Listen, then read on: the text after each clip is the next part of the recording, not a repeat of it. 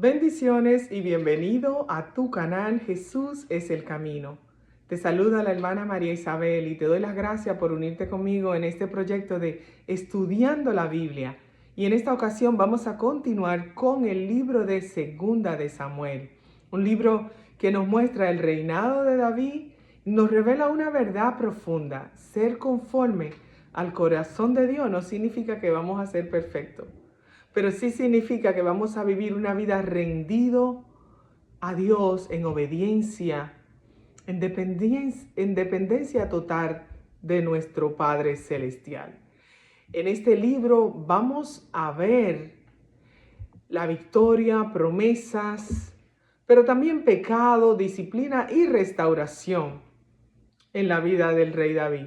Conoceremos cómo David consolida el reino, establece a Jerusalén como capital y recibe el pacto de Dios, así como la consecuencia de su pecado con Betsabé.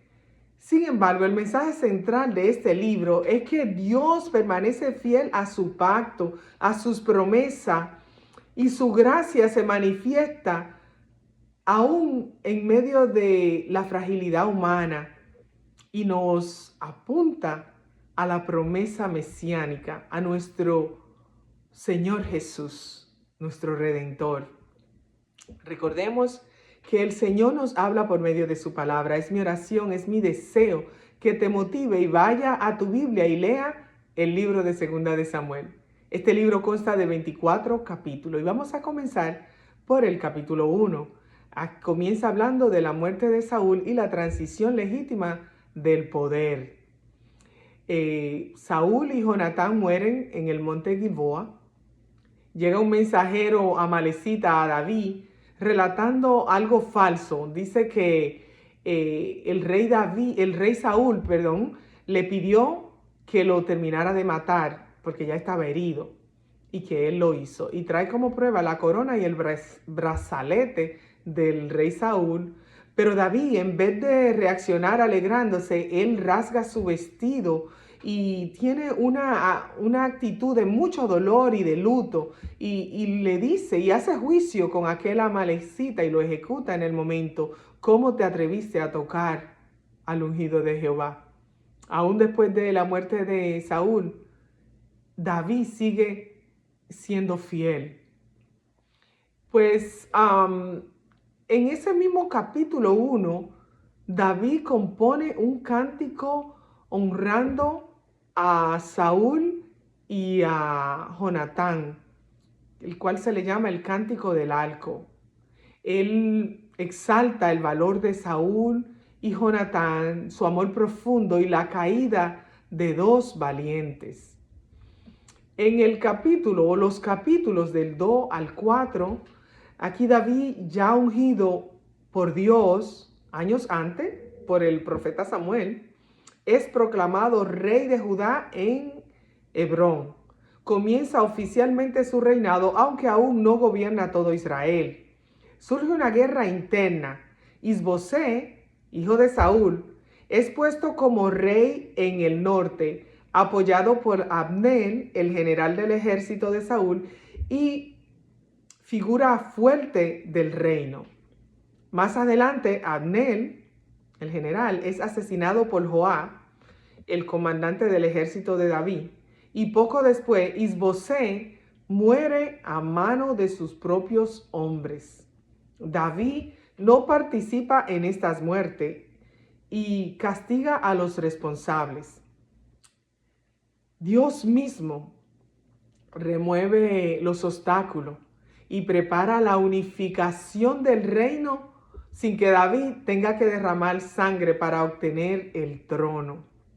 Luego, en el capítulo 5, David es proclamado rey de todo Israel, conquista a Jerusalén o Sión, ciudad neutral, y la convierte en la capital política y espiritual. Dios le concede victoria sobre los filisteos. Jerusalén se convierte en el centro del reino davídico y del futuro culto a Jehová.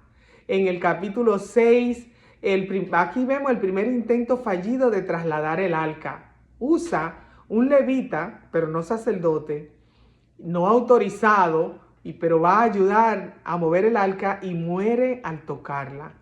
En el segundo intento, aquí hacen todo correcto conforme a la ley. David adora con humildad y Dios enseña que su presencia no se maneja con emoción, sino con obediencia, con humildad. En el capítulo 7, David desea construir un templo. Él expresa su deseo de construir un templo a Jehová. Pero Dios le promete una dinastía eterna. Su trono será establecido para siempre. Se establece la promesa mesiánica que apunta a nuestro Rey eterno, el Señor Jesucristo. En los capítulos del 8 al 10, aquí David derrota a los filisteos, moabitas, arameos y amonitas. Muestra misericordia a Mefibosé, hijo de Jonatán, restaurándolo a la mesa real. Y este evento nos muestra que el reino se caracteriza por poder y gracia, reflejando el corazón de Dios. En el capítulo 11, David comete adulterio con Betsabé. Ordena la muerte de Urías, el esposo de Betsabé, para encubrir su pecado. El rey, conforme al corazón de Dios, cae gravemente. El pecado oculto trae destrucción. Y luego vemos en el capítulo 12 que el profeta Natán confronta a David. Y en el momento David se arrepiente. Dios perdona, pero hay consecuencia del pecado. El fruto de ese adulterio con Betsabé, el niño muere. Y después de esto nace Salomón. Dios perdona al arrepentido, pero no elimina siempre todas las consecuencias del pecado. Los capítulos del 13 al 18, aquí vemos que Amón, hijo de David, viola a Tamar, hija de David. Entonces, por venganza, otro de los hermanos, Absalón, que es hermano de padre y madre de Tamar, mata a Amnón. Y luego David lo manda lo aparta o lo manda exiliado a un lugar cerca. Más adelante él vuelve y se rebela contra su padre, conspira y se proclama rey. David huye de Jerusalén. Absalón toma las concubinas reales. Absalón más adelante muere colgado en un árbol y David llora profundamente. El pecado de David ha afectado a su familia y ha desatado una crisis nacional. Entonces continuamos con los capítulos del 19 al 20. Aquí vemos que David regresa a Jerusalén y extiende perdón. Seba libera una nueva rebelión que amenaza la unidad nacional. El reino es restaurado, pero podemos ver que permanece frágil. Y los últimos capítulos del 21 al 24, aquí se resuelven injusticias del pasado. También vemos que David compone un cántico y sus últimas palabras, gratitud y dependencia de Dios. El censo provoca una plaga. Otro acto que David hizo sin la autorización de Dios.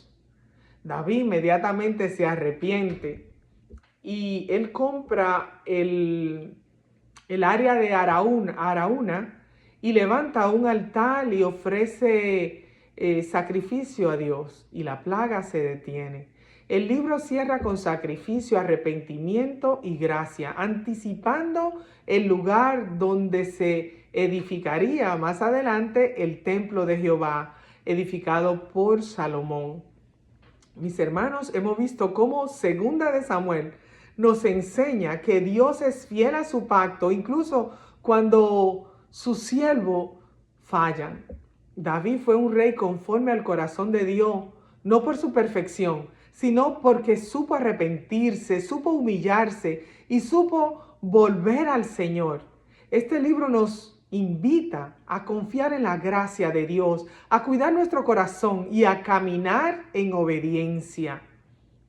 Mis hermanos, gracias por acompañarme en este recorrido por el libro de Segunda de Samuel. Le pido al Señor que ponga el deseo en tu corazón de estudiar su palabra más profundamente.